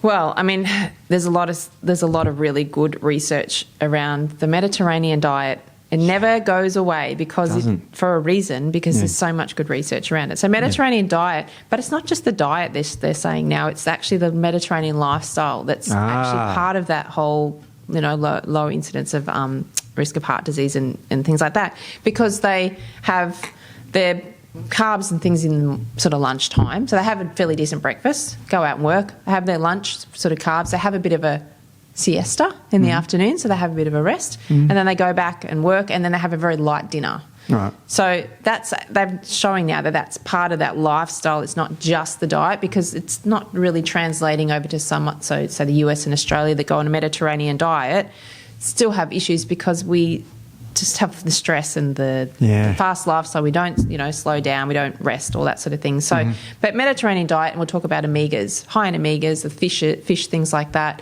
Your fibre, omega-3 fatty acids, and we'll talk about the importance of those for your heart. Absolutely. There's good research around that as well. A lot of fibre as well, so fibre helps. So fibre. So when I think Mediterranean, I think Italian, and I think of spaghetti bolognese 3 times a day. Do you? You know what I mean? And pizza. I'd like to think, and pizza. Yeah. Now, obviously, that's not the Mediterranean diet. That's not the Mediterranean diet, Definitely not. So what sort of foods are we looking to include? You mentioned omega-3s and fish, very important. So fish, so lots of legumes, so people can tolerate legumes, and if you can't, then probably do some gut work to figure out why. Very high in fibre, so your legumes are. So lots of legumes, lots of fresh vegetables, your fresh fruits, so 2 to 3 serves of fruit a day, 4 to 5 to 6 serves of vegetables a day, olive oil, really good mono unsaturated fat oil as well. That's so really good. Also, it's rich in polyphenols. Yeah, it is. It's potent antioxidants and other goody chemicals. Anti-inflammatory, all sorts of things. So don't get the virgin one's fine, and cold pressed is good, but try and get the unpurified one that's greener. Yeah, the greener the better. Yeah, that's got extra the polyphenols. Virgin. Yeah, really extra virgin, cold pressed. Yeah. So that's good. That's something simple people can do, and so they'll deep fry their chips in it or something now. But it's the problem is that the monounsaturated fats are extraordinarily healthy, and also, as you mentioned, the omega-3s. Now omega-3s is basically where you got this big long fat chain, and on the third chain there's double bond. Yes. That's an omega-3. That's right. And then you've got these omega-6s and omega-9s. If you think of this from a very simplified point of view, anything with an odd number is usually pretty healthy for your heart. Yeah, that's right. So omega-3s, omega-5s, omega-7s, and the 9s. 11. Now, 6 is not bad for you, but we eat too many of them. Way too many. The ratio's out. Yeah. So, too many seed oils and things like that. Yeah. The 6s. It's a real problem, because that's like the sunflower oil you get from the supermarkets and everything. Cheap. I mean, then it goes back to processed foods. If you're avoiding processed foods, you're avoiding a lot of those seed oils, refined seed oils anyway. So, but yes, even nuts and things, a lot of people like loads and loads of nuts and not enough omega-3s. So nuts have some omega-3s in them, but a lot of omega-6 and things particularly as well. walnuts. Walnuts, yes, they're higher omega-3s. It's funny because we did a podcast the other day and it was on the brain, and walnuts are extraordinarily healthy for your brain. Yeah. So again, we're not robbing Peter to pay Paul here. No. If you increase your omega-3s in your walnuts, just for example, it's going to help your brain. Yeah. Same with fish. Yeah. Very good for your brain. Yeah. Well, there's something called an omega index. Omega-3 index as well. That's a test, isn't it? It is a test. Do you do that test? I do that test, yeah. Wow. Yeah, I can do that test. Yeah, so that shows you where you are on the scale. Yep. So most Australians are under 4% for their omega index. Most Japanese, because they eat a lot of fish, I think they're above 8. So Really? they're saying that you want to be between 6 and 8, but I think higher is better. Yeah, yep. So I've done mine. Mine's quite high, but I have a lot of fish and I have a lot of fish oil as well. So God, you live in a fishing village, though. I do live in a fishing village. That's right. We get good reef fish up there. There's reef fish off there. Yeah, reef fish. Wow. Yeah, really good reef fish. Yeah, amazing fresh fish. So more fish than you can even imagine. But I also take fish oil. I do a lot of fish, so my omega index is quite high. But I think I have some stats here about how high, what happens the higher it is. I think I did. I can't remember. We've got so many papers. I can't remember what I did, but I didn't. So below 4% puts you at risk, high risk of cardiovascular disease. But between 4 and 8% puts you in the medium risk category, and above 8 is the most desirable for low risk of vascular event. And it's funny because remember a few years ago there were some studies came out on fish oils and cardiovascular health, and they showed that they'd had no benefit, and they've like poo-pooed fish oils pretty much. I remember that. Yeah, there was quite a few studies, but the problem with that is they were taking over a very short period of time.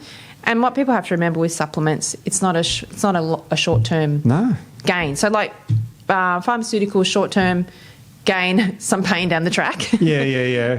Supplements, more the long game, so they may not work instantly, but they've shown that over 2 years, because these studies were only done up to 2 years, past 2 years, the benefits of fish oil on cardiovascular health were huge. So it's a matter of staying on these things for the longer term. But omega-3 is anti-inflammatory as well. So like again, an ageing man, bad knees from his old footy days or whatever, or not exercising. Yeah. This would help the bad joints, to help the brain. Yeah.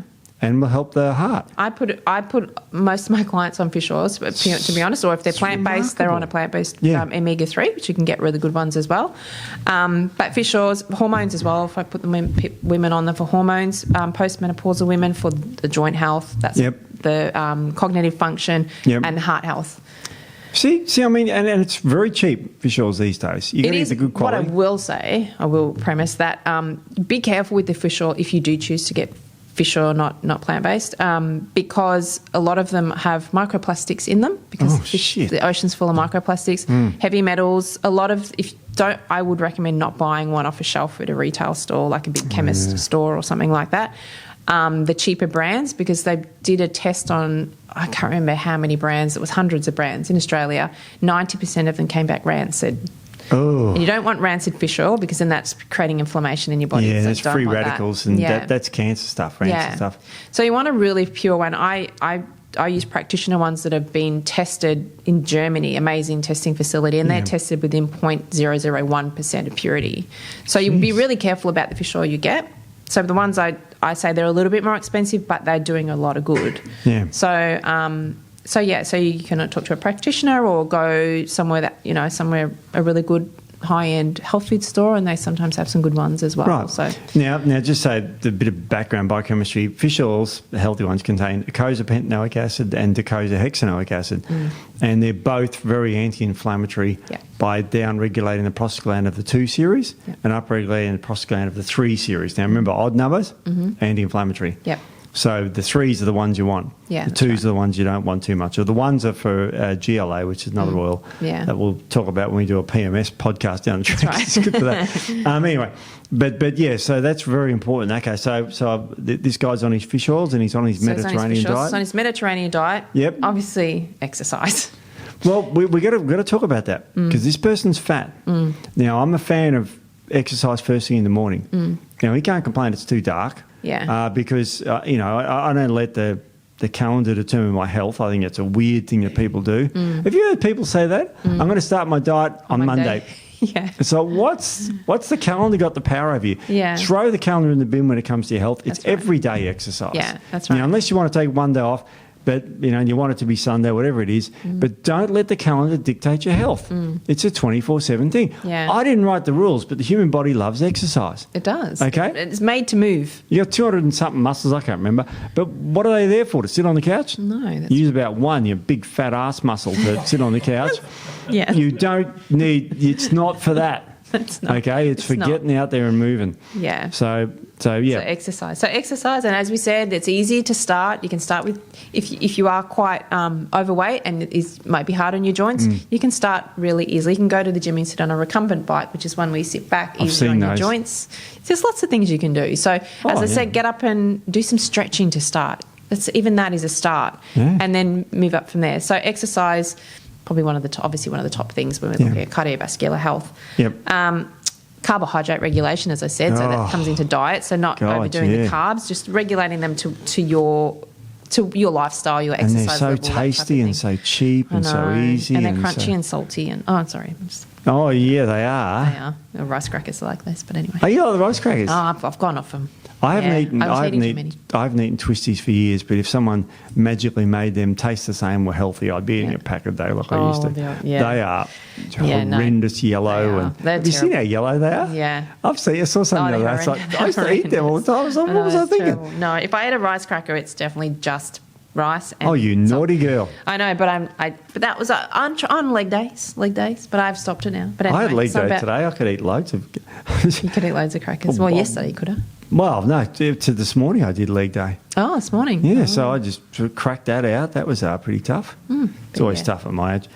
So all right, so let's go through the supplements. You've gone through. Yeah, I've got a load of supplements that we can talk about. Now, there's another one on the list there I can see from here. I love that one. The top one we're talking about? Yeah. CoQ10. Yeah. Yeah, really important. Really important for mitochondrial health, so the ATP production, so energy. But if you're on a statin, we need CoQ10. Why do we need CoQ10 if you're on a statin, Steve-O? Because the enzyme 3-hydroxy-3-methylglucocoenzyme reductase also makes coenzyme Q10 as well as cholesterol. Yep. So if you're on a statin, your CoQ10 levels will be shit. And the form you want to have is the ubiquinol form. Yep, not ubiquinone. Yeah. Yep. Ubiquinone is cheaper, I get it, but the ubiquinol is a better form because it's the reduced form.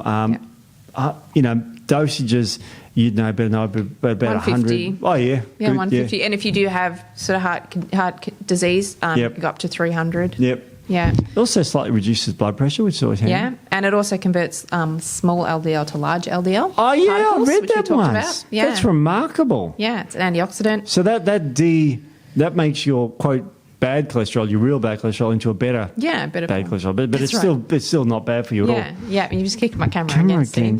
Determined to kick me over. So CoQ10. So ubiquinol, not ubiquinone. So ubiquinone, interestingly, it's the inactive form. So our body has to convert it. Over the age of, I think, 50.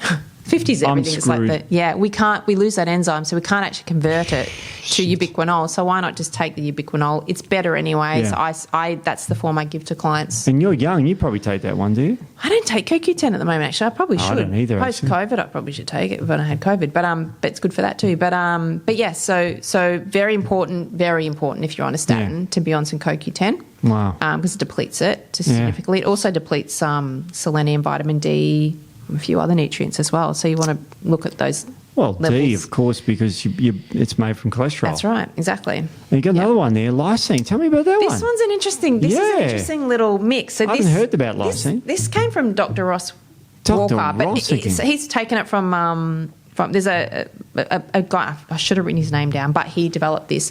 And Dr. Ross Walker says this is all anecdotal. There's no scientific studies around this. But interestingly, this combination, so lysine, vitamin C and vitamin E combination, he puts a lot of his heart patients on that have elevated calcium, coronary calcium. And he said, as he said, it's anecdotal, but he's seen really great results in clinic with it. Wow. It's funnily enough, I take this trifecta. And I Do started you? taking this trifecta after I had COVID. I think I've spoken about I had COVID last year and it was very severe. Yeah, you got a bad boat. Yeah, so I was trying to protect my heart because obviously when you get COVID, it can definitely impact your heart. It does, yeah, especially the sac that covers the heart. Yeah, so I started taking it for that. So I was taking the lysine, obviously, and the vitamin C for the immune and the antiviral. But the lysine, it actually blocks that uptake of the calcium into the... does it? Yeah, so very good for that coronary calcium. There's a lot of good studies on that, so that's really interesting. So he puts that in there. The vitamin C, obviously antioxidant, immune as well. And then vitamin E, very, very good for the heart. Yep, and you're talking about trocotrienols there. There's 4 types. Trocotrienols, not tocopherols. And what about tocopherols? Tocopherols are a bit better, but trocotrienols. And there's one that I use, it's natural. So it's a tocotrienol, and it's made from annatto, which is a plant, and that's a natural form of vitamin E. The one that I prescribe, really amazing research around that, highly absorbable, much better than the tocopherols. They're synthetic. DL for tocopherol. Yeah. If DL alpha tocopherol, I mean it is synthetic. Yeah. So avoid DL alpha tocopherol at all stages. At all costs. The alpha tocopherol succinate is one that's good for the prostate, but we're talking about the heart. Interesting. The lysine's an interesting one. I'm still trying. Yeah, the lysine is really, and we can get the studies on that if people want that. But yes, it does. It blocks that uptake of calcium. So lysine, vitamin C and vitamin E work synergistically together. Yep, they do. They're antioxidant as well. Because oxidisation of the LDL cholesterol is a bad thing too. The lysine is also used for herpes. I did put the thing in there. Yeah, for herpes as well. So for that, I used it, as I said, post-COVID. It prevents and dissolves lipoprotein A plaques. Wow. Yeah, and I've got the study here if anyone wants it, we can put it up. Jeez, okay, because lipoprotein A is a tricky one to treat. Yeah, that's the one we were talking about earlier. Wow. Lipoprotein A. So it actually dissolves the plaques, lipoprotein A plaques. So that combination, and he uses, this is again Dr. Ross Walker's, 1,000 milligrams of lysine a day. A day, and then vitamin C twice a day, and vitamin D once a day as well. So, I've been using that for a while now, actually. So there you go. So I'm doing something good for my heart. But that's for people that have issues with the plaques. So, and as I said, anecdotal, but he's been using it for years and swears by it. He's a smart guy. Well, I mean, really I swear by vitamin E. The vitamin E that I use, I swear by that for heart stuff, definitely. Wow. Vitamin K2. Yeah, I saw that there. I'm thinking K2. That's not the mountain K2 in the Himalayas. No. Okay. It's so not. Vitamin K2, what is it? What does it do with it? Yeah, so vitamin K2, well, they use it for people with coronary heart disease because it takes the calcium out of the arteries and it puts it back in the bone. So it's a bone builder, K2. Yeah, it is a bone builder. Yeah. So very good for postmenopausal women, actually. Yeah. So for the bone. Often you see it combined with vitamin D. Yeah, vitamin D. Yeah, D and K2 is very common to see those together. So that's really good for taking the calcium out of the arteries. Wow, that's puts a good it back one. where it's supposed to be. Yeah, in the bones. Exactly, in the bones. Along with your exercise helps with that too, of course. That's right, resistance training. Geez, you got to. I'm sorry, you can't. But how many people say to you, "I want to do this, but what can I do apart from exercise?" I get a lot of people that try to shortcut. They want to, and then look, and a lot of people, some people, they just want to supplement. And I'm like, well, there's no point giving you the supplement if you're not going to do the lifestyle things because it won't do any good. No. You can't shortcut your health. You just can't. It's not the cause of it. You haven't got heart disease due to a statin deficiency. No. That's not the cause of it. No, that's right. We're all about getting to the cause. Yeah. You got another one there that'll keep vampires away as well. Yeah, aged garlic. Whoa. So that'll protect you from vampires and coronary artery disease. That's right. It's very good for coronary artery disease. So reduction in coronary artery disease progression and a reduction in atherosclerotic plaque size. It improves endothelial function. It reduces high blood pressure, reduces inflammation. Garlic, good old garlic. Aged garlic, I must say, though. Has to be aged. So here's the trick. So we're talking about reversing atherosclerosis. Yeah. Isn't that remarkable? Yeah. So you've got it there. Mm-hmm. You've got this calcium score thing going up, and this can reverse it. Yeah. Isn't that remarkable? Yeah. And you can take, there's all the studies are done on aged garlic. Yep. You can use fresh garlic. Yep. What you have to do, though, is you have to chop it up. Yep. And you have to leave it sitting for at least 10 minutes before you use it. Really? Preferably eat it raw. To activate the allicin? Activates the allicin, which is the active compound. Wow. But if you can't handle it raw, you can lightly cook it, but leave it for 10 minutes first, and then that will activate that allicin. Or, I prescribe garlic. I prescribe allicin in clinic, so that's just had that active ingredient taken out. Oh, that's good. Yeah, so you can get that. So garlic's a really good one, and for so many reasons, garlic is good. Also, really good for the gut microbiome. The next one's an interesting one. Yeah, this one's an interesting one. Nicotinic acid. Now, there's a lot of negativity around this, and I could see it in your face, Steve. I've taken this at high doses before. Yeah.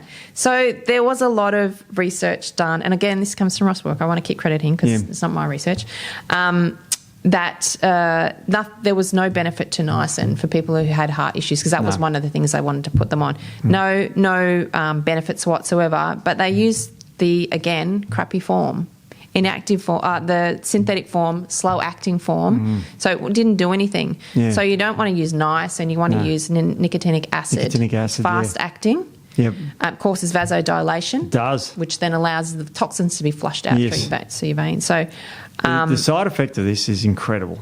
Yeah. You get such a red face. You get flushing. It's like you're 16, you've met the girl of your dreams. Yeah. You just get that red hot flush. Or you're 50-plus female and you get flushes. One end of the spectrum. I can't relate to that. Even though I'm old enough, I'm just not the right chromosomes enough. No, but nicotinic acid, again, anecdotal. Yep. But I know there's data on nicotinic acid regulating your cholesterol levels. There's a fair bit of data on that. I mean, I take nicotinic riboside because it's anti-aging.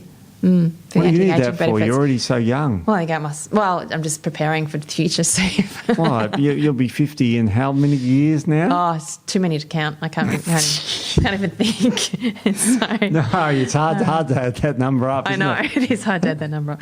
So nicotinic acid is one thing he uses as well. So, so you get that flushing. Yeah. And that's showing that it's actually opening up those. It was the original Viagra in the olden days. Oh, there you go. Yeah. It was before your time. Way before my time, yeah. Wrong sex too, I guess. That's right, I didn't need it. Yeah, that too. Never needed to go there.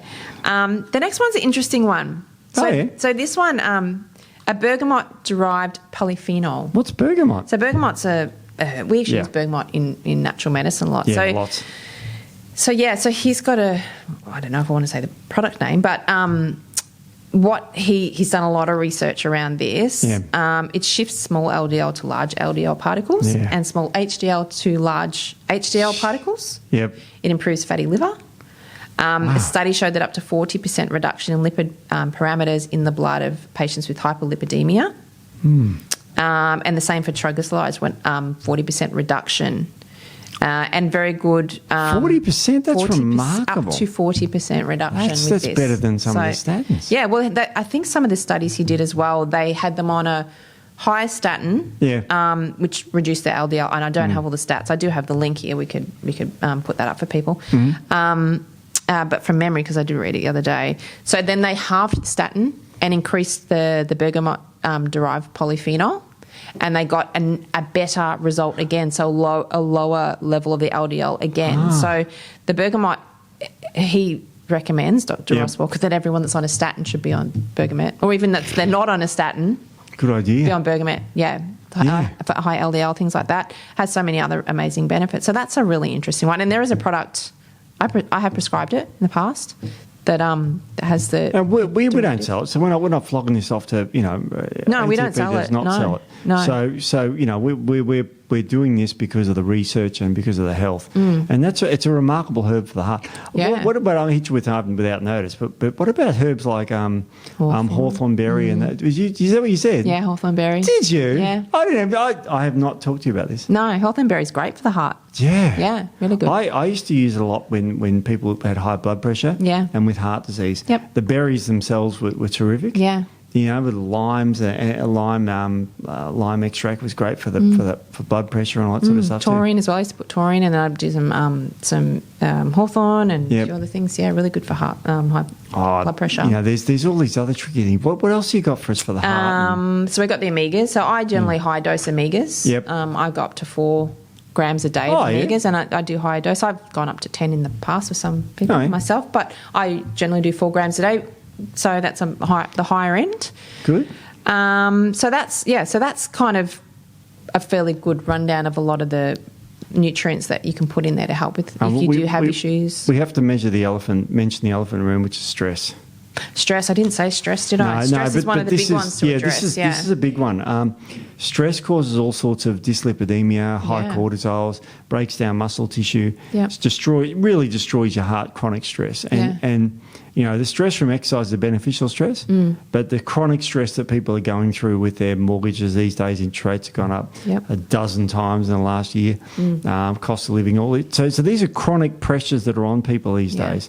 I mean, we can't pay everyone's mortgage off. So what would you do for someone who's chronically stressed? What would be a couple of approaches you could use to get... Well, I always talk about lifestyle for people who are chronically stressed. Yep. So a lot of stress reduction activities is the first thing I say. Yeah. There's no point giving them adaptogens and things to support their stress response without them working on things that are actually going to reduce their stress lifestyle-wise. So it could be things as simple as, and I say to people who are...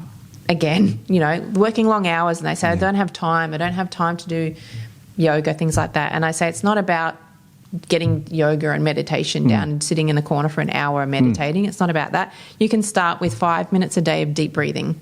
Yeah. We're going to do a podcast on breathing at some point because I think that'd be a great topic. I love it. But that talk helps about the potato breathing method. We'll talk about all those. Yeah, the benefits of that. But that helps to activate your parasympathetic nervous system. Yep. So that's your relaxing nervous system function. So deep breathing, you can do that in the office. You can do that at the desk. That's something. Obviously, getting out in nature. If you have animals, you can go and hang out with your animals. Exercise, mild to moderate exercise, not high intensity exercise is good for stress as well. So all those lifestyle factors, I try to get them under control a little bit or happening, and then we can add in things like adaptogens. So we love our adaptogens. Yeah, of course. So that they're really good. So your euthanias, your schizandras, your goticolas, all those types of really nice herbs. Cool, magnesiums for your nutrients, your B vitamins as well for that nervous system function. Really good, magnesium glycinate, so the glycine's quite calming as well. So it is, really and the glycine calms too, and like magnesium threonate's a good one too. Threonate's really good. I don't know if that's too popular in Australia though, is it? It's harder to get. It's a little bit more expensive, but you can get it. I prescribe it sometimes. We talk about these herbal adaptogens, which are great, but I think you're right. The lifestyle's got to come first. The herbs 100%. Are kind of like another option to have at night to help you sleep and all that sort of stuff.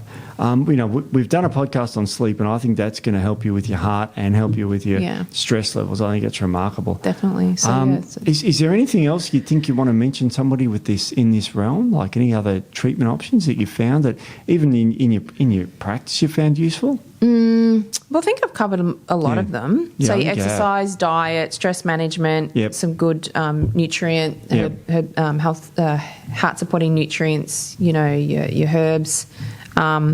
That's kind of where I would start. Mediterranean diet. I also like mixed nuts are very healthy for your heart. Yeah, the mixed nuts, the healthy fats in your nuts, really very good as well. Isn't it funny how we're talking about increasing people's fats with fish oils and that, supplementing them, and yet in the from the days of Ansel Keys, fat was the biggest enemy on the planet. Yeah, and saturated fat was even worse. Yet, coconut oil, for example, extraordinarily healthy. Yeah, and that's for all saturated fat. Yeah, pretty 80% saturated fat. Yeah.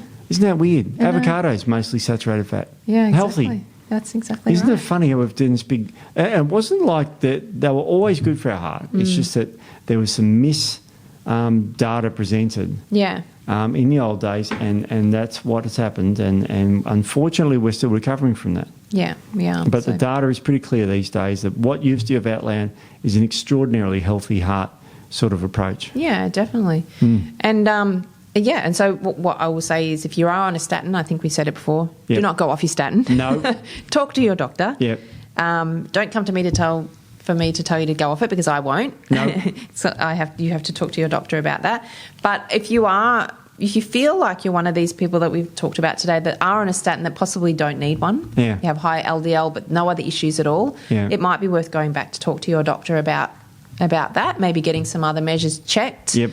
just to make sure that if that's something you actually really need. Because I've got a little chart here. So this is a little bit of a... tell us about the chart. What can happen? So this is people who've been on statins for 5 years without Okay. known heart disease. Okay. Right? So no issues with any... So they've treated a number on your blood results. Okay. Yeah. And this is someone who's been up 5 years, no other issues except high LDL, basically. So 98% saw no benefit.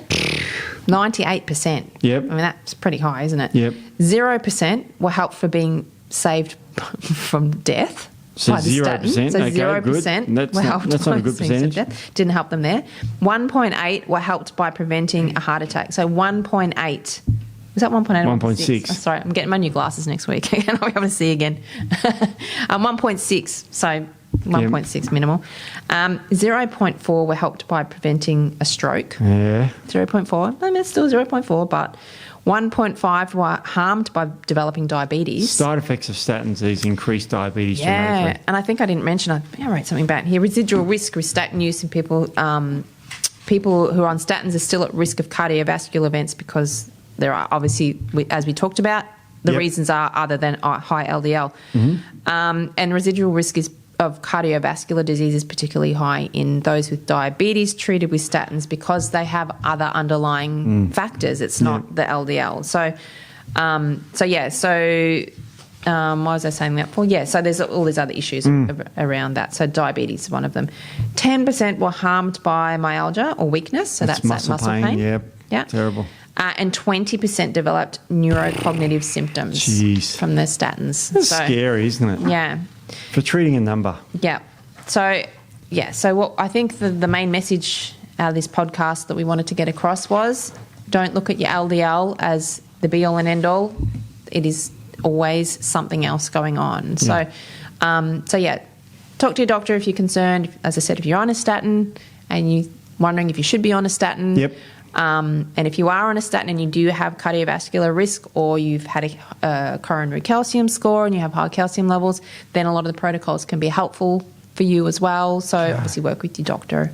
Absolutely. Also. And all these recommendations of stressing less, eating healthier and all this, it's going to help your body anyway. Get on the lifestyle things. That's what we're all about as naturopaths anyway, is lifestyle, get that balanced. That's remarkable. Yeah. So much we can do.